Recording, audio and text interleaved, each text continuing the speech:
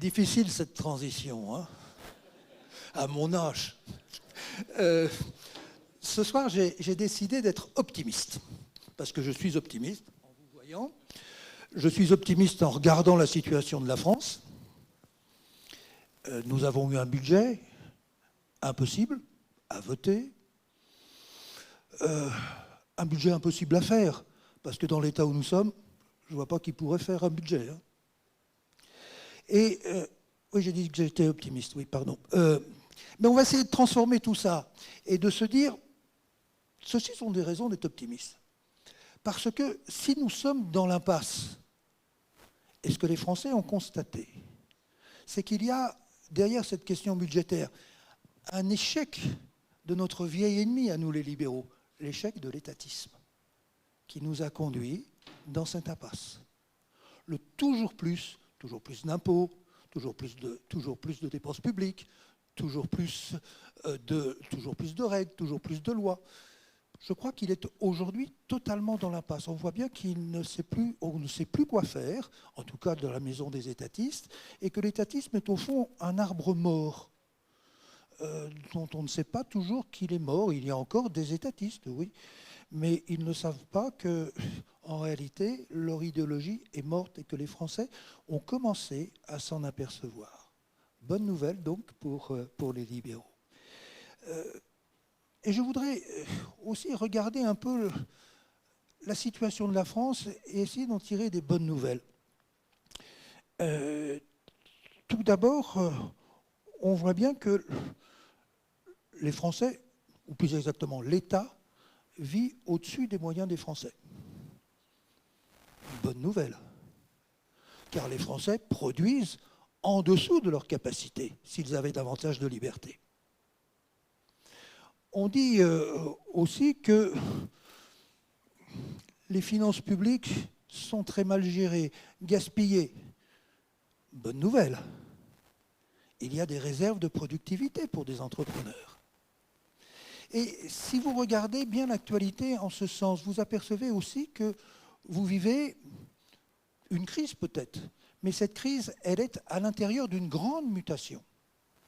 Une grande mutation aussi importante que celle qui nous a conduit de la société agricole à la société industrielle, plus importante encore, c'est ce tsunami tiré par l'intelligence artificielle et tous les progrès scientifiques et technologiques qui aujourd'hui sont en train de converger entre eux, de s'hybrider et de faire que sans doute cette année 2026 sera une extraordinaire année pour le monde et que les 10 années qui viennent seront celles d'une grande transformation. Je prends le pari pour les plus jeunes ici. Ce sont sans doute les 10 années les plus exceptionnelles de toute l'histoire de l'humanité. La grande transformation du monde. Alors cette transformation du monde, il ne faut pas la regarder, Nicolas le disait tout à l'heure, avec peur. Il y a des défis, bien sûr, qui seront à surmonter. Mais il faut la regarder avec confiance, parce qu'au bout du bout, il y a une merveilleuse perspective de prospérité. Et de prospérité partagée. Et derrière peut-être même cette perspective de prospérité d'une société sans doute plus humaine et plus humaniste. Mais je laisse ça ici. Mais ce qui veut dire que tout le monde comprend bien que ce nouveau monde, ce n'est pas le monde de la bureaucratie, ce n'est pas le monde des impôts, ce n'est pas le monde des corsets administratifs, ce n'est pas le monde des étatistes, c'est le nôtre. Et là encore, une raison d'être optimiste. Et si je voulais dire ça, c'est parce que nous avons effectivement la perspective de transformer notre monde. Alors bien sûr, il y a des obstacles, mais si on regarde ça d'un point de vue économique, la prospérité, c'est quoi? C'est le moteur de l'entreprise qui tourne à plein et l'efficacité de la dépense publique. Le moteur de l'entreprise, pour qu'il tourne à bien, qu'est-ce qu'il faut? Des libertés, moins d'impôts, moins de contraintes. Ce sont des choses qui sont apportées. Bien sûr, pas dans un pays qui veut taxer les riches. Mais de toute façon, la solution de la taxation des riches, il n'y a pas assez de riches pour répondre à nos problèmes.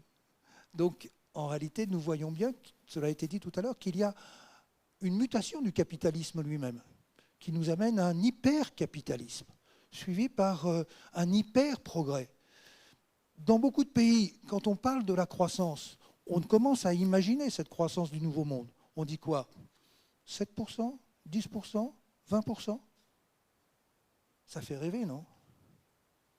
Alors, imaginez que nous ayons une croissance à 7%. Cela signifie que, en réalité, vous doublez votre revenu tous les 10 ans. Ah, formidable perspective. L'humeur revient. Tout le monde se dit, mais au fond, mes enfants, dans 10 ans, on aura doublé notre revenu. Quand vous êtes dans une société à 1% de croissance et moins, comme la France, ça signifie que votre revenu, il double tous les 72 ans. C'est-à-dire la Saint-Glinglin, presque le siècle. Et donc vous voyez bien que la société se replie sur elle-même. C'est le cas aujourd'hui. L'argent qui est gagné par les uns, il apparaît perdu par les autres parce que nous avons le sentiment d'être dans un jeu à somme nulle. Et donc c'est la lutte de tous contre tous. Des rivalités, on essaie de se partager les derniers fruits que la société peut gagner. Donc la croissance, c'est une des conditions essentielles du progrès humain, du progrès social. Et c'est pour ça qu'il faut tout faire dans les programmes politiques, pour ceux qui s'intéressent aux programmes politiques, pour mettre cette croissance au cœur et sans doute même en priorité des questions qui se posent aujourd'hui, qui se poseront demain à un nouveau gouvernement et à un nouveau président. La croissance, j'ai dit, oui, c'est simple, moins d'impôts, moins de contraintes, etc. Mais l'autre volet, c'est que, dans le même temps, il faut, j'entendais dire, baisser la dépense. Oui, baisser la dépense. Mais ça ne se fait pas comme ça, baisser la dépense. Aujourd'hui, pour baisser la dépense, il ne faut pas donner des coups de rabot. Il ne faut pas donner le sentiment qu'on va vers des politiques d'austérité qui seront inutiles d'ailleurs. Les mêmes causes produiront les mêmes effets. Il faut entreprendre des réformes structurelles de l'appareil d'État et de la protection sociale. Ça veut dire quoi? Ça veut dire qu'il faut, dans tous ces secteurs, d'abord partager ce qui revient à l'État, dans ses fonctions essentielles, et puis regagner tout le territoire qui a été perdu par la société. Pour faire simple, 57% de dépenses publiques, c'est la phase de l'économie marchande, c'est de l'économie publique, là où le politique décide. Le reste, c'est l'économie marchande, là où le consommateur décide. Il faut riper largement pour faire grandir la société et pour faire décroître l'État, mais en même temps le muscler, puisqu'on le renforce dans ses fonctions essentielles. Comment peut-on faire ça? Simplement, il faut un gouvernement courageux, un gouvernement qui a annoncé cela longtemps à l'avance, et un gouvernement qui entreprenne les réformes nécessaires sur le mandat qu'il a reçu du peuple. Donc c'est cette direction-là qu'il faut prendre.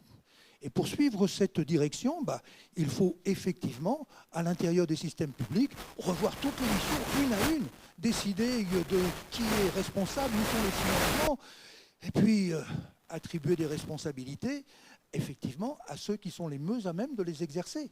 Et puis introduire surtout, n'oubliez pas ce mot, de la concurrence. Sans concurrence, il ne peut pas y avoir de vrai prix. Et les entrepreneurs ont encore là beaucoup de choses à apporter dans cette transformation de l'État. L'État a des problèmes, les entrepreneurs ont des solutions. C'est même leur métier d'apporter des solutions. Donc il y a toutes les raisons d'être optimiste. Et si je devais conclure, je dirais que, tiens, je vais vous citer quelqu'un que j'aime beaucoup, on a cité Hayek tout à l'heure, je vais citer Émile Faguet.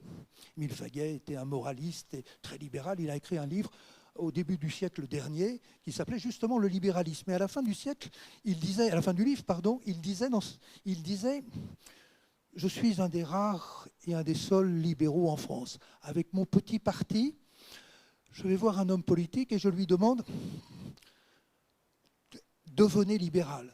Et cet homme politique me répond « Oh, non, devenez les plus nombreux et je serai libéral. Je serai bien même obligé d'être libéral. » Alors mes amis, travaillons à augmenter le nombre des libéraux dans cette belle année 2026.